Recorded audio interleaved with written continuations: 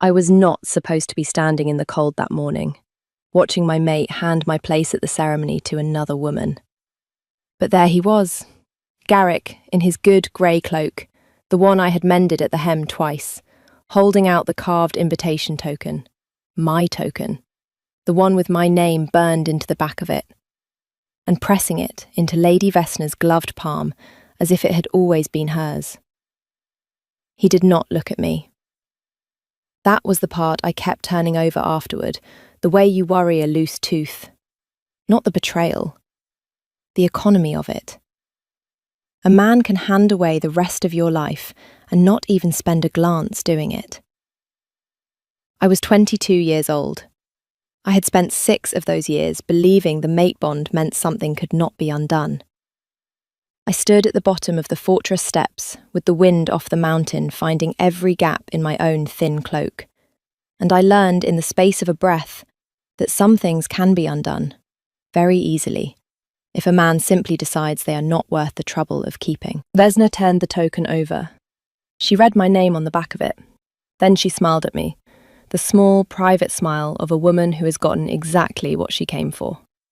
And she went up the steps on Garrick's arm toward the doors of the Great Hall, where the moon ceremony was about to begin without me. I had a choice in that moment. I want to be clear about that, because everything that came after turned on it. I could go home. There was a road behind me and a fire in my father's house at the end of it, and no one in that hall would have missed me. And I could have spent the rest of my life telling myself I had been spared something. Or I could go in. I went in, not on anyone's arm, not with a token in my hand. I went up the steps alone, past the warriors at the doors who did not stop me, because no one had ever thought to make a rule against a woman simply walking into her own humiliation. And I found a seat in the very back row of the Great Hall, on the end, where the candlelight did not quite reach, and I sat down in it. I told myself I had come to watch. I told myself a great many things that morning. What I did not tell myself, what I did not let myself notice until much later, was that across the entire length of that hall, on a throne carved from black oak and old iron, the Alpha King had gone very still.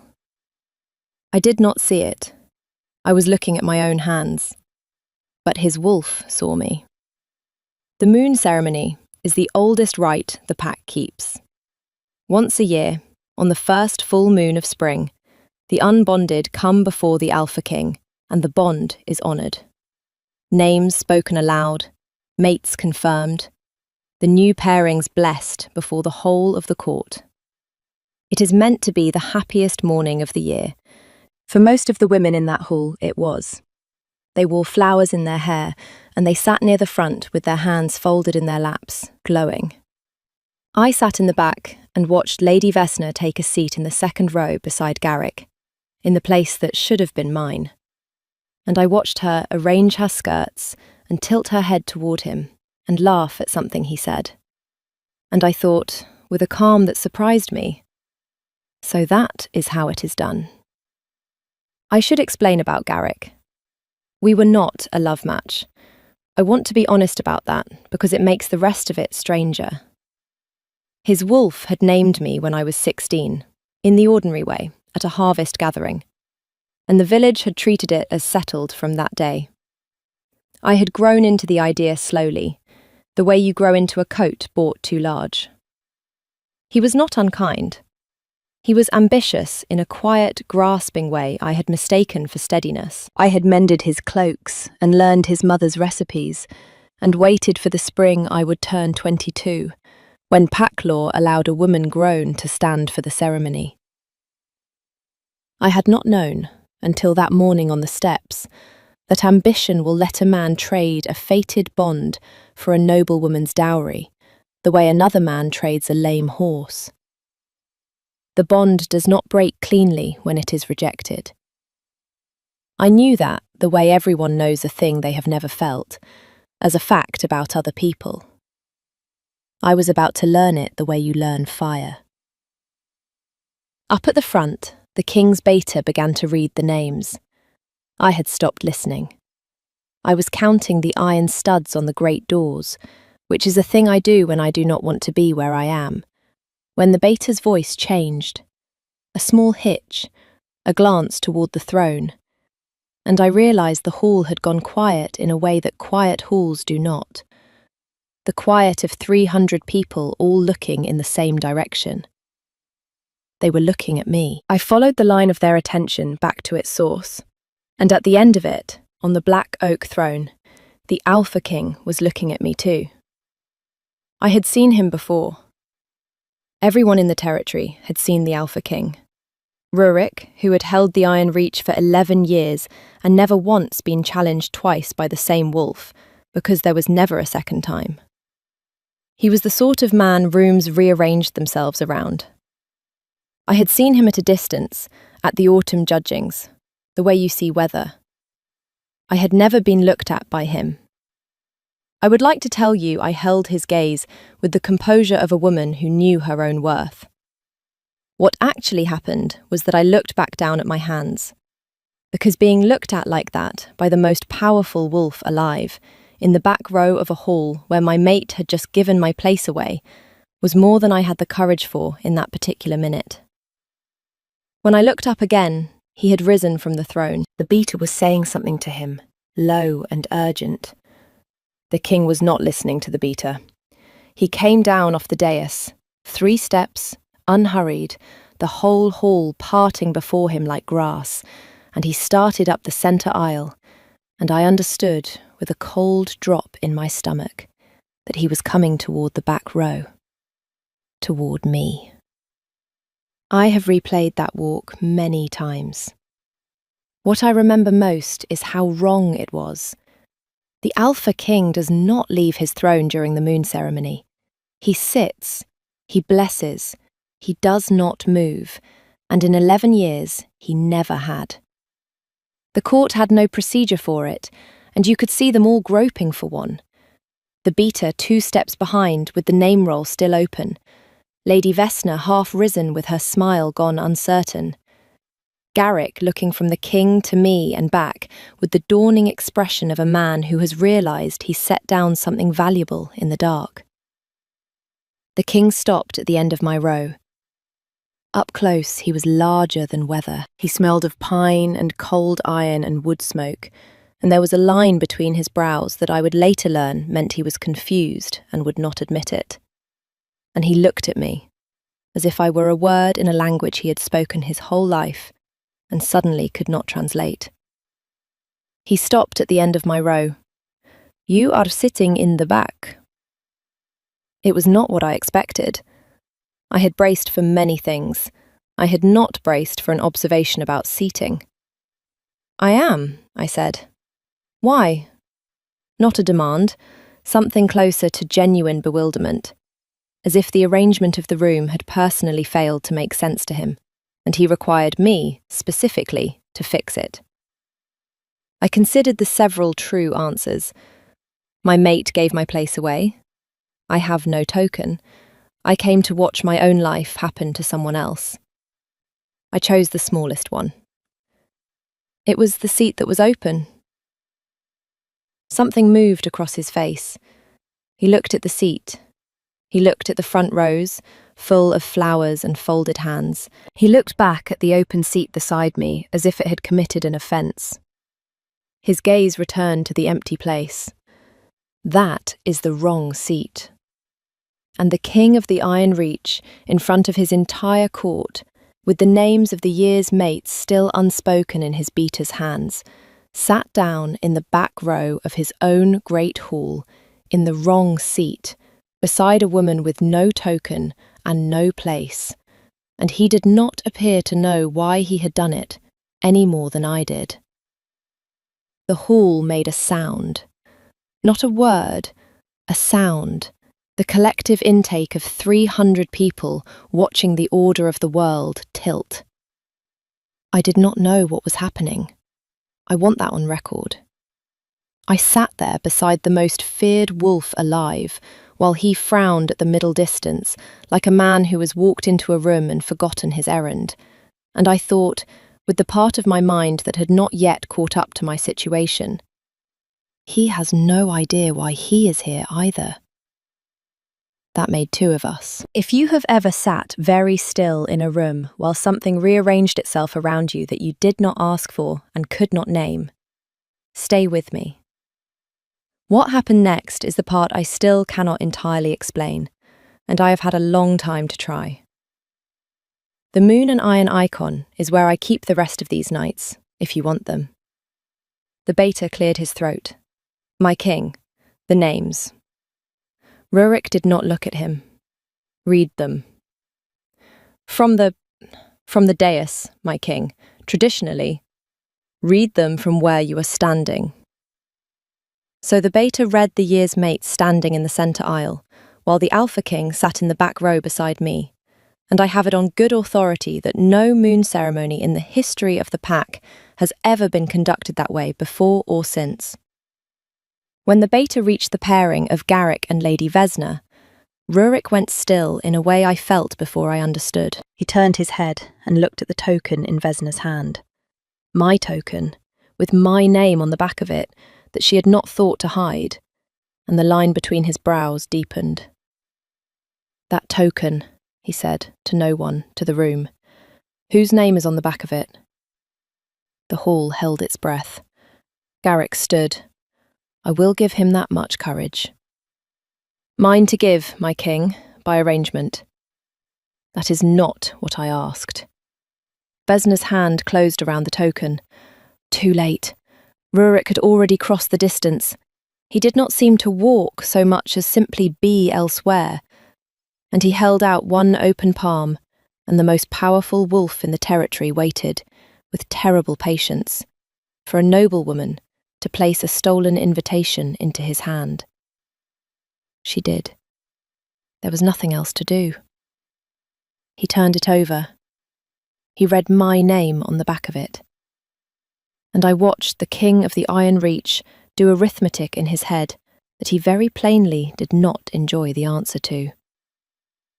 Maron. He read it aloud. My name in his mouth. I had not told him my name. He looked at me. The whole hall looked at me. This is your token, he said. It was, I said, this morning. And it was given away. On the steps, just now. By him. A glance at Garrick that I would not have wished on a man I disliked, let alone one I had mended cloaks for. By him, I agreed. Rurik stood there holding my name in his hand, in front of 300 people, and for the length of several heartbeats he was completely, visibly at a loss. Not angry. Lost. A man who has found a thing he did not know he was looking for, in a place he did not know to look, being handed away by someone who did not know what they were holding. Then he did the second impossible thing of the morning. He gave the token back. To me. Pressed it into my hand and closed my own fingers over it, briefly, with a care that did not match anything else about him, and then he stepped back, as if he had surprised himself. It is yours, he told me. Keep it. And he returned to the throne, and the ceremony went on, and I sat in the back row with my own name in my fist, and absolutely no understanding of what had just been decided about my life, by a man who appeared to understand it even less than I did. I did not stay for the blessing. I slipped out the side door while the court was still murmuring, and I walked the cold road home, and I did not let myself cry until I was past the last houses, because I had learned long ago that a woman who weeps where she can be seen is a woman whose business becomes everyone's. The token sat in my pocket the whole way. I could feel the burned letters of my name against my fingers. I told myself it meant nothing. A king's whim, a correction of a discourtesy, the way he might write an overturned cup. I told myself that for 3 days. On the 4th day, the book started. I am a copyist. It is not a grand trade, but it is mine. A steady hand keeps me in bread and candles. My father's house has a small front room I use, with a window that gets the morning, and on the fourth morning after the ceremony, there was a book on the sill. It had not been there the night before. The window had been latched. It was latched still. It was a book of northern tales, the kind told around fires. Wolves and ice and old bargains, bound in plain leather, well read, with a particular page marked by a ribbon.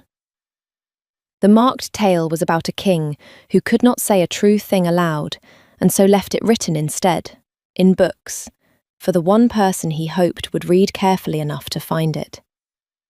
There was no note. There was no name. I told myself the priest had left it. The priest had been dead 2 years, I knew that. I told myself anyway, because the other explanation was not one I was prepared to hold. The next week there were 2 books, the week after a 3rd, and a 4th. And by the end of the month, my windowsill had become a small library that arrived through a latched window. Each one marks at a particular tale. Each tale circling the same quiet shape. Recognition. The thing seen before it can be said. The word a proud man cannot speak and so writes. I am not a fool. I knew, by the 2nd week, who was leaving them. There is only one person in the Iron Reach who can come and go through a latched window without waking a household, and he does not do it for copyists. What I did not know, what kept me awake, was why. I want to tell you about the 3rd thing, because it is the one that broke me open. 6 weeks after the ceremony, the noble houses held the spring judging at the fortress, where matters of pack law are settled in open court, and a copyist of good hand is sometimes called to record the rulings. I was called. I did not let myself think about why a village copyist had been called to the king's own hall when the fortress had 3 scribes of its own. I went, and I sat at a small table to the side, with my ink and my register, and I kept my eyes on my page, and I copied. Garrick bought a suit that morning. I had not expected to see him. He stood before the king and he argued, with the grasping confidence of a man who believes the law is a tool and not a wall, that the mate bond between us had been lawfully dissolved by his free transfer of the token, and that he should bear no penalty, and that I should be barred from claiming any tie to him going forward. He was, I realised as he spoke, frightened. Not of me, of what the king's behaviour at the ceremony had begun to mean for him. Rurik listened to the whole of it from the throne, with the stillness I now knew meant he was holding something down. When Garrick finished, the king was quiet for a long moment. A bond is not a token, he said at last. The token is paper. The bond is the thing the paper records. You cannot dissolve a debt by handing away the ledger. He leaned forward. But you have raised the question yourself, so the court will answer it. Is the bond between you and the copyist Marin dissolved? It is, my king, by my free act. Then you reject her. Rurik's voice did not rise. That was the worst of it. Say it plainly, in open court, so it is recorded. You reject the bond your wolf named. I had stopped writing. I did not remember stopping. Garrick looked at me, the first time he had looked at me since the steps, and I saw him weigh it, and I saw him decide, and he turned back to the king, and he said it. I reject her. The bond does not break cleanly when it is rejected. I told you I would learn that the way you learn fire. I learned it then. It went through me like cold driven into the marrow, like a hand closing around my breath and refusing to let it go. The room tilted. My pen rolled off the table. Somewhere very far away, I heard the ink jar break. The rejection of a fated bond is a wound the body takes whether the heart wanted the bond or not. And my body took it, folding me forward over the little table, the cold racing out from my sternum into my hands, my vision going white at the edges. I did not cry out. I want that on record too. I gripped the edge of the table until the wood bit into my palm, and I held myself in the chair, and I did not give that room the sound it was waiting for. And then there was warmth. Not a touch. He did not touch me. It came through the air of the room, the way heat comes off a hearth you have walked near in winter. A steadying warmth that found the cold in me and pushed back against it, and under it, beneath my own ragged breathing, something that was not quite a voice. A presence. A wordless insistence, fierce and certain, that said, without words, in a register beneath language, "Not lost. Mine." Here, his wolf.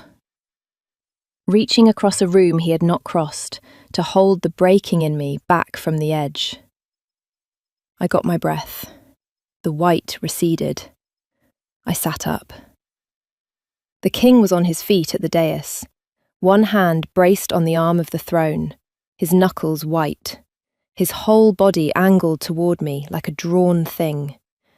And on his face, naked, undefended, in front of his entire court, was an expression I had no business seeing on the most feared wolf alive. He had felt it. The breaking of my bond to another man had gone through him. The court saw it.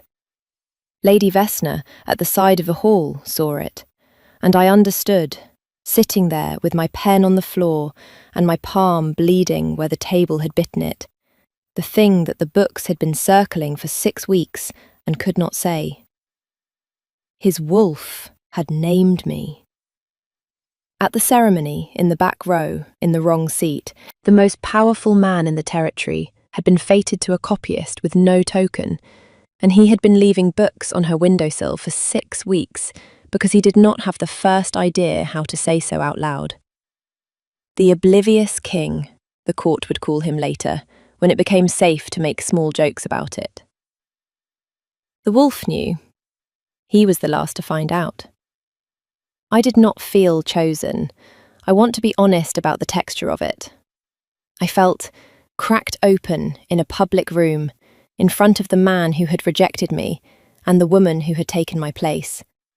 And I felt the warmth of a wolf that was not mine to want, holding me upright. And over all of it, I felt furious. At Garrick, at the room, and yes, at the king. For the unbearable presumption of a man who would leave a woman books for 6 weeks and let her find out what they meant like this. I stood. My legs held, barely. I retrieved my pen from the floor. I set my broken ink jar upright, though there was nothing left in it to save. "The ruling," I said to the king, in a voice that came out steadier than I felt, "should be recorded, if the court still requires a copyist." I lifted my bleeding hand a little. Mine is unsteady at present. It was the closest I could come, in that room, to telling the Alpha King exactly what I thought of how this morning had gone. He understood me. I saw it land. The line between his brows again, but underneath it now, something that might have been the beginning of shame, in a man who I would later learn had not felt the need for it in 11 years. "Court is adjourned," he said, without looking away from me. "The ruling stands. The bond is dissolved." A pause. "The penalty against the copyist standing is denied. She keeps her rank, her trade, and her name." And then, more quietly, only to me, in a voice the court strained to hear and could not, "I owe you an explanation I do not know how to give. I am aware that this is my failing and not yours." I left him standing there with it. I did not run this time.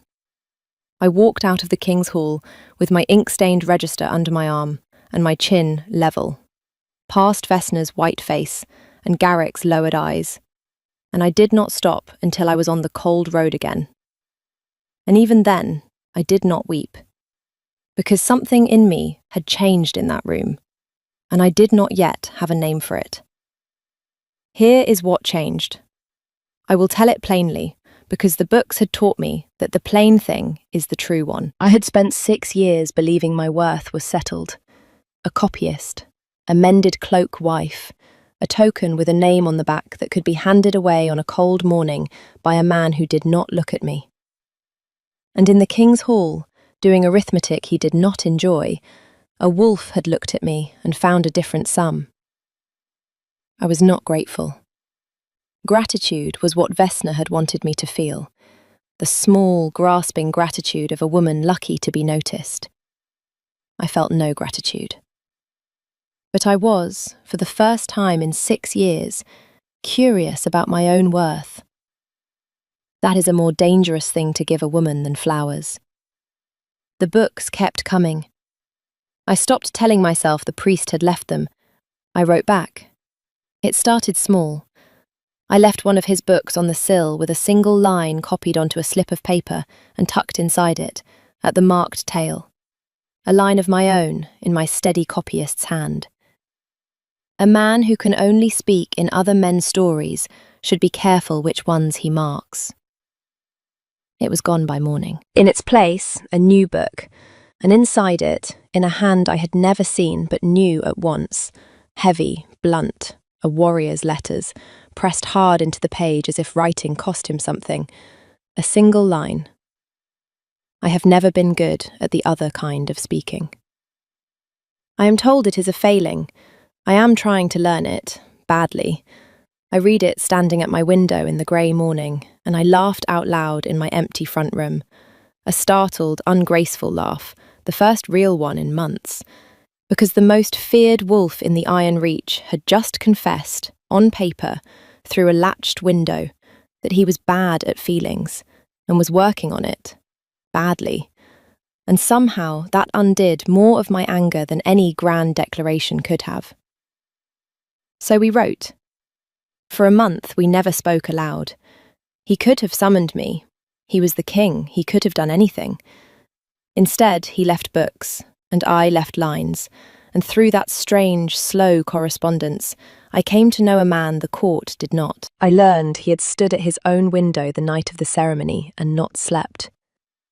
That the wrong seat, the one he had crossed his whole hall to sit beside, had been, in his words, the only seat in the room he had ever wanted to sit in. That I had been wrong about him. I had thought him presumptuous, and he was not presumptuous. He was terrified, in the specific way of a man who has never encountered a thing he could not afford to lose. I did not know yet that Lady Vesna had not finished. She came to my father's house herself, on a grey afternoon near the end of that month, which should have warned me. Noble women do not call on copyists. She came with 2 of her houseguard and a parchment and a smile I remembered from the fortress steps. And she sat in my own front room, among the king's books, and she explained my situation to me as though I might have failed to understand it. He will tire of it, she said.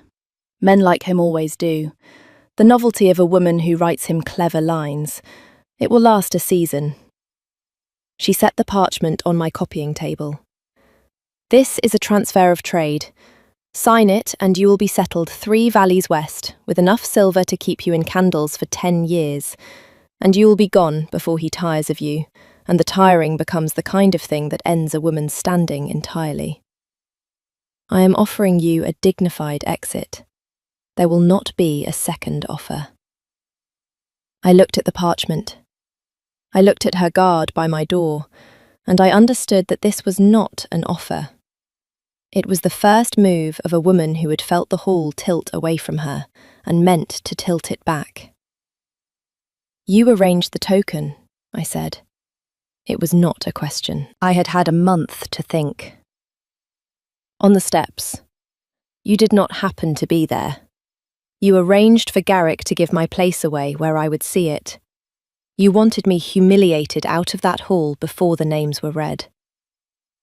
Her smile did not change. That was answer enough. "Sign the parchment," she said. "No," I said. "Then you should understand what refusing it costs." She rose, smoothing her skirts. 3 rival houses would pay a great deal to know the Alpha King has been made foolish by a village copyist. That he left his throne, that he sits at windows, that he writes. A king who can be made foolish can be made weak. A king made weak does not keep his territory long. She paused at my door. "I am not threatening you. I am explaining a danger to a man you have grown fond of.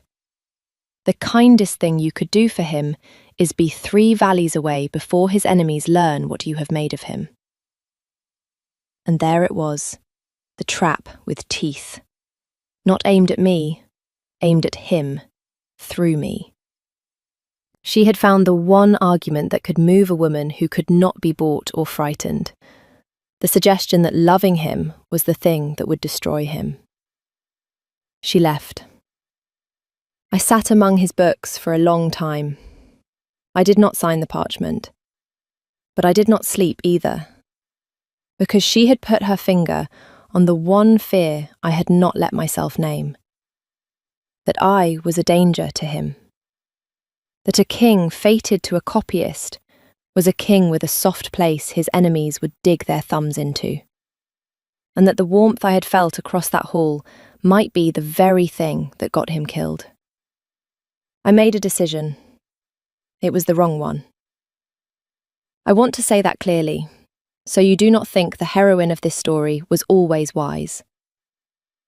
I decided to refuse him, to protect him, to be, for once, the one who handed something away on a cold morning.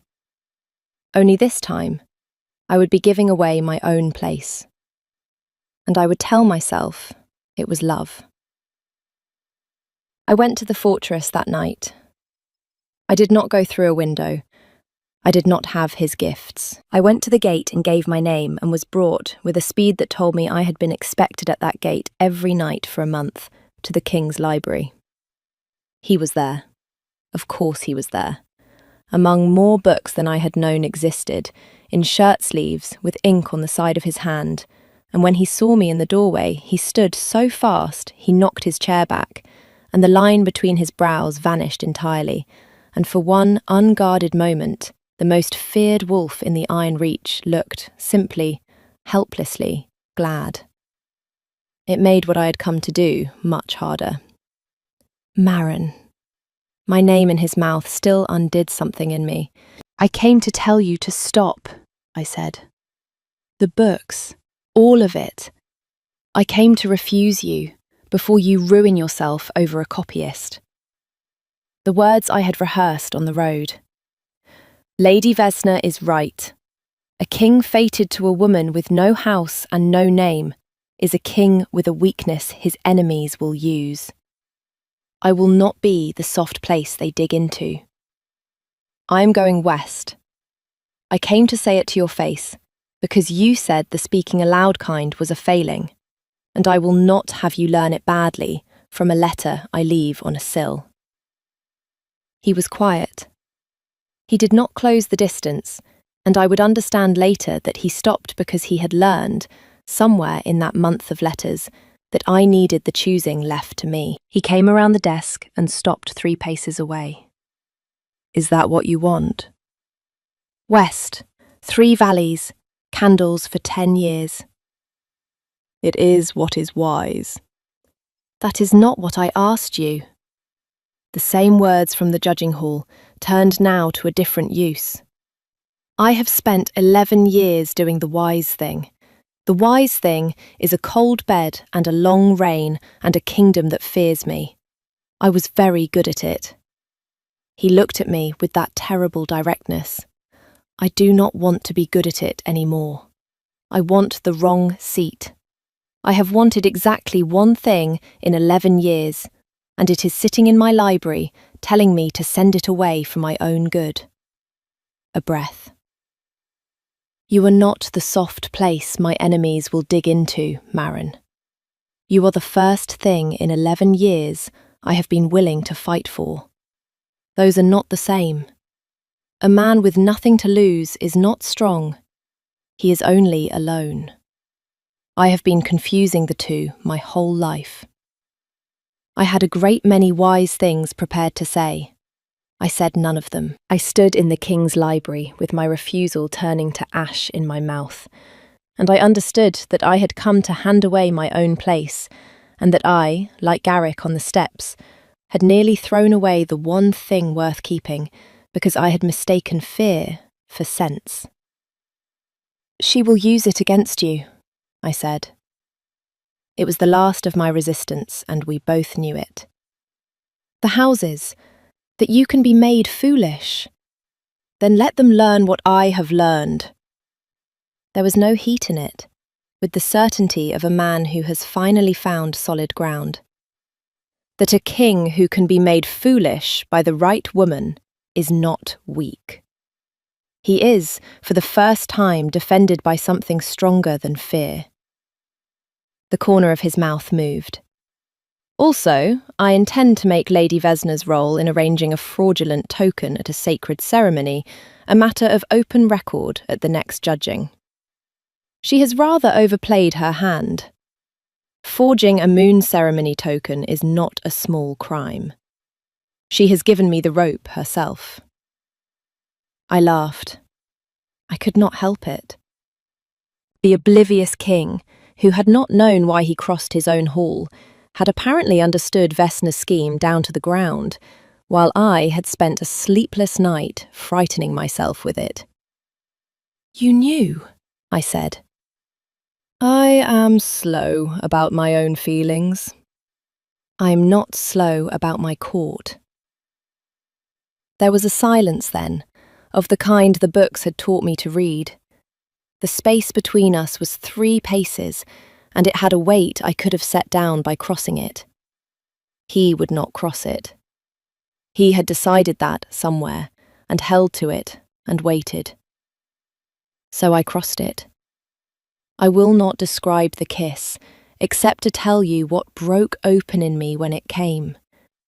The 6 years of believing my worth was settled, cracking like ice off a thawing river, and underneath it, something I had not let myself feel since I was a girl.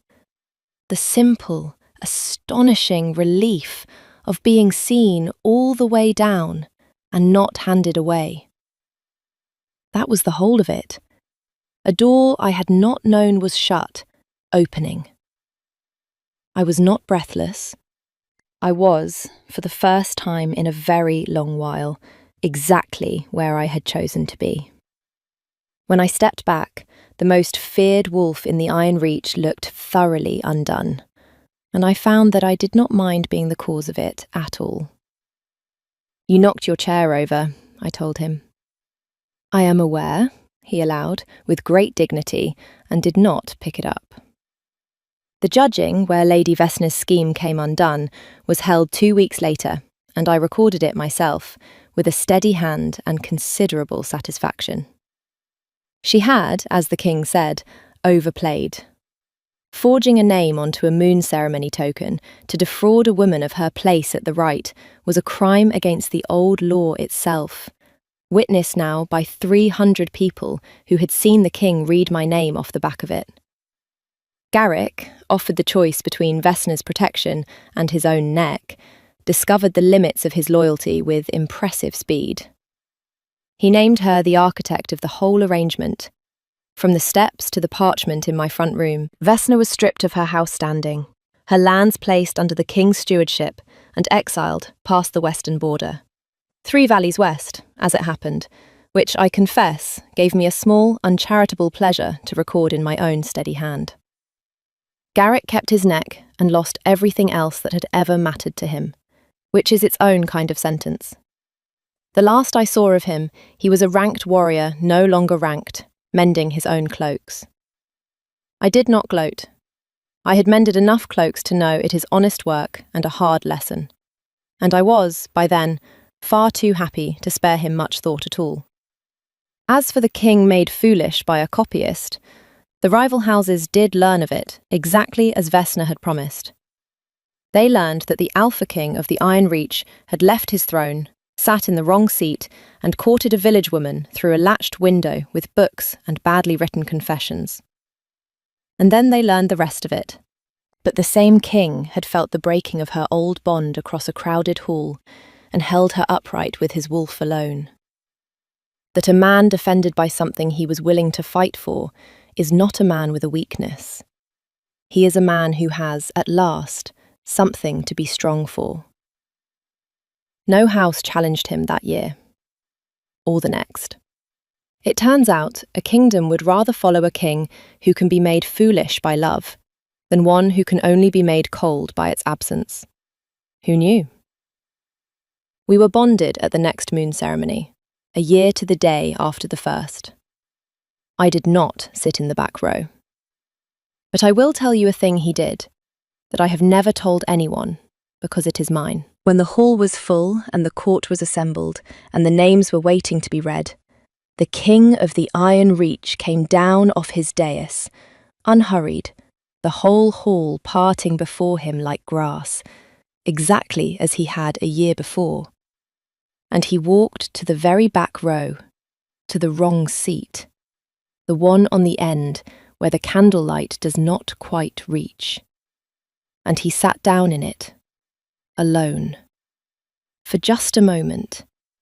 Then he stood and crossed the whole length of his hall to where I waited at the front in flowers I had not thought I would ever wear. And he offered me his hand, and this time I took it. And we walked up the aisle together, while 300 people who had once watched the order of the world tilt, watched it, finally, set right. Why the back seat? I asked him later, when we were alone. A year on, why go and sit in it again? He considered the question, with the seriousness he gave to all my questions, which is one of the many things I had not expected to love about him. Because a year ago, he said, the only seat in that room I wanted was the one no one else would take. I wanted to sit in it once more while it was still empty. The line between his brows, briefly, and then gone. So that I would remember the morning I did not know what I was doing, and be grateful I did it anyway.